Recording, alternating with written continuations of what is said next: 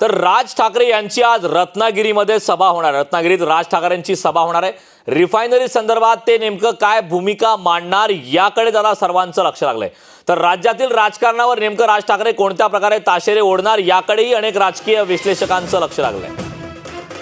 तर राज ठाकरे नेमकं काय भूमिका मांडतात, कशा प्रकारे सध्याच्या राजकारणावरती ताशेरे ओढणार याकडेही अनेक राजकीय व्यक्तींचं लक्ष लागलेलं आहे।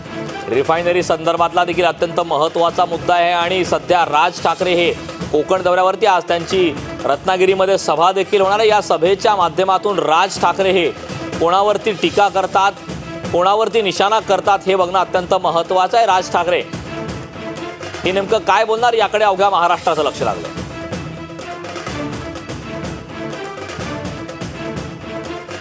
रत्नागिरीमध्ये राज ठाकरेंची सभा होणार आहे। रिफायनरीचा जो मुद्दा आहे त्याला प्रकल्पाला काही लोक विरोध करतायत, काही जण त्याच्या समर्थनात आहेत।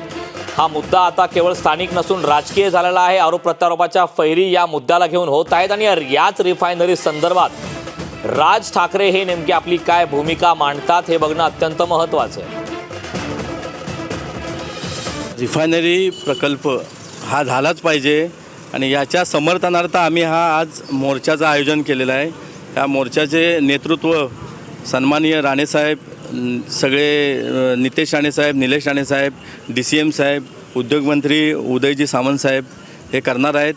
परंतु हा मोर्चा राजापूर जावळ चौक ते तहसीलदार कार्यालय इथपर्यंत हा आम्ही काढणार आहोत आणि मोठ्या संख्येने लोक ह्या मोर्चामध्ये सहभागी होणार आहेत। समर्थन राजापूर तालुक्यात हे जोरदार समर्थक आहेत आणि लोकांना हा प्रकल्प पाहिजे आहे।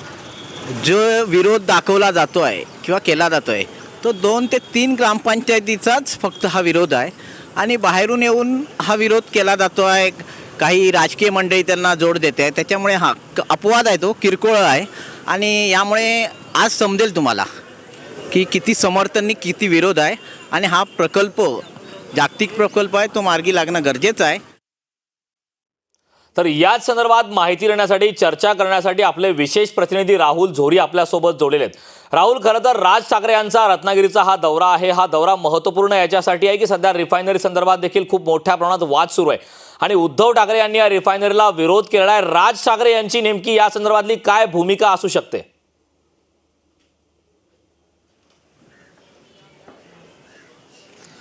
कारण सर्वात महत्त्वाचं कोकणातल्या लोकांसाठी किंवा कोकणातल्या संपूर्ण नागरिकांसाठी आजचा दिवस अतिशय महत्त्वाचा आहे। कारण दोन्ही ठाकरे बंधू आज दिवसभर कोकणात असणार आहेत। राज ठाकरे कालच रत्नागिरीत मुक्कामी आलेले आहेत। भव्य अशी जाहीर सभा, कोकण जाहीर सभा महाराष्ट्र नवनिर्माण सेनेची प्रमोद महाजन स्पोर्ट्स या मैदानावर पार पडते।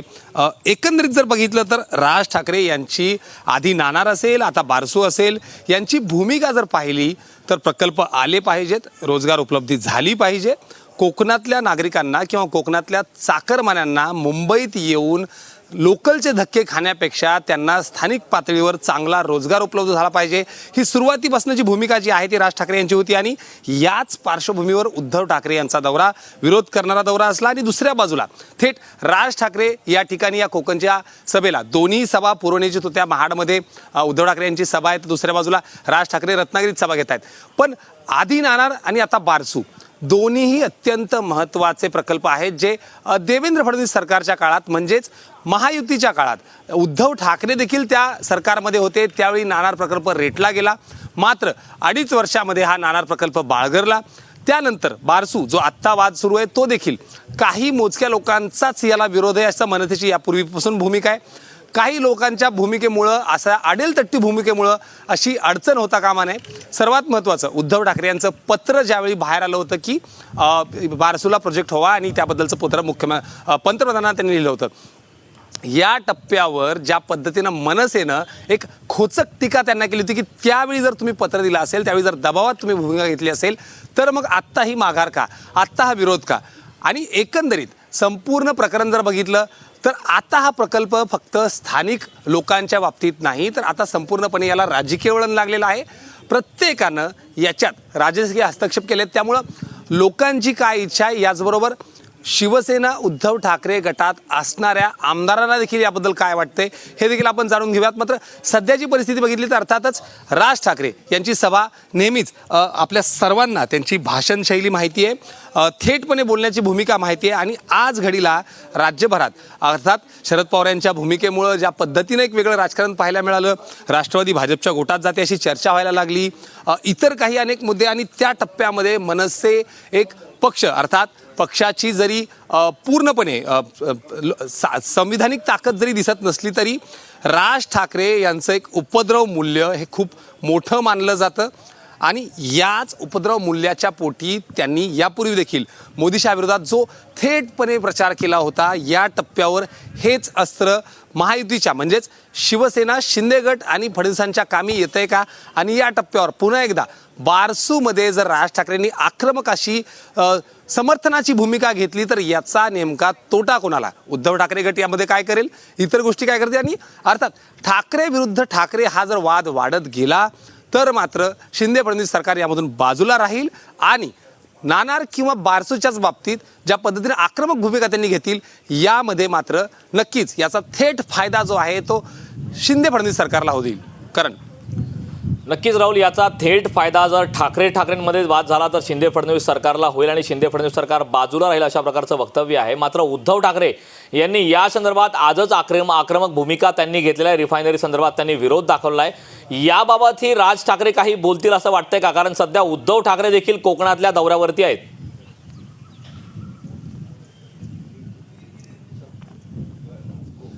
नक्कीच मी कारण हाच जो मुद्दा आहे की ठाकरे विरुद्ध ठाकरे याच बाबतीत बारसूची आता भूमिका समोर येण्याची दाट शक्यता आहे। कारण आपण बघतोय की मनसे प्रवक्ते असतील, मनसे नेते असतील, ज्या पद्धतीने एक समर्थनाची भूमिका बारसूच्या बाबतीत घेत आहेत। थेटपणे मुद्दा हाच आहे की जर कोकणातल्या लोकांना, कोकणातल्या चाकरमान्यांना इथंच रोजगार उपलब्धी होत असेल, मुंबईत येऊन काम करण्यापेक्षा त्यांना स्थानिक पातळीवर जर चांगला रोजगार उपलब्धी होत असेल तर मग समर्थन का नाही करायचं, का विरोध करायचा, लोकांना जर हवा असेल तर का विरोध करायचा, हे जे प्रश्न त्यांनी वारंवार उभा केलेले आहेत। याच टप्प्यावर कुठे ना कुठे राज ठाकरे यांची देखील भूमिका असू शकते आणि अर्थात त्यांच्या समर्थनाच्या भूमिकेचा थेट जो अटॅक आहे किंवा थेट जे टोकाचे बोल जे असतील ते अर्थात उद्धव ठाकरे यांच्याचसाठी असतील आणि यामुळं ठाकरे विरुद्ध ठाकरे जर या सगळ्या रिफायनरीबद्दल वाद रंगत असेल तर कुठल्याही वादात न पडता, कुठल्याही बाजूने न पडता शिंदे फडणवीस सरकारला याचा थेट फायदा होईल आणि हा प्रकल्प राबवायचा नाही राबवायचा, पुढे घेऊन जायचा, याबद्दल जर राज ठाकरे सातत्याने भूमिका घेत राहिले तर याचे राजकीय पडसाद फक्त कोकणात नाही तर संपूर्ण राज्यभरात देखील अशाच पद्धतीनं उमटत राहतील। नक्कीच राहुल, खरं तर तू सभेच्या ठिकाणी आहेस, ही सभा साधारणतः किती वाजता नेमकी सुरू होणार आणि या सभेसाठी प्रेक्षकांसाठी बसण्याची क्षमता किती आहे आणि कशा प्रकारची तिथं व्यवस्था करण्यात आलेली याबाबतची नेमकी काय माहिती आहे?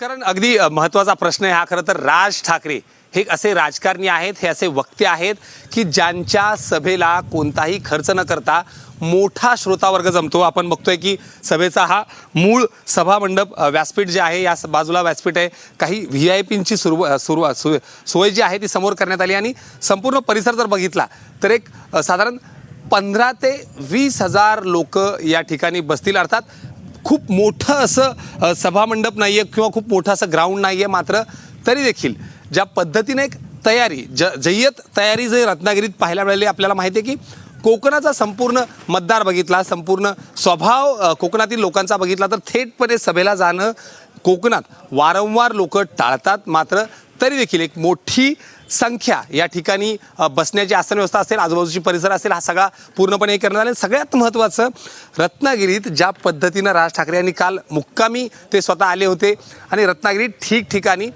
हिंदू धर्मरक्षक, हिंदू जननायक अशा पद्धतीचे त्यांच्या स्वागताचे जे बॅनर्स लागलेले आहेत। आपल्याला माहिती आहे की कोकणातला संपूर्ण नागरिक जो आहे, संपूर्ण स्थानिक जो आहे तो अर्थातच काहीसा हिंदू धर्माच्या किंवा त्या टप्प्यावर पुढे जाणार आहे आणि याच पार्श्वभूमीवर राज ठाकरे या सगळ्या मुद्द्यावर फक्त रिफायनरीज नाही, फक्त इतर मुद्देच नाही तर ज्या पद्धतीनं एक शिवसेनेचं ठाकरे गटाचं बदललेलं हिंदुत्व असेल, त्यांच्या मुद्द्यावर असेल। बिलकुल राहुल, अत्यंत महत्त्वाची माहिती आहे। नितेश राणे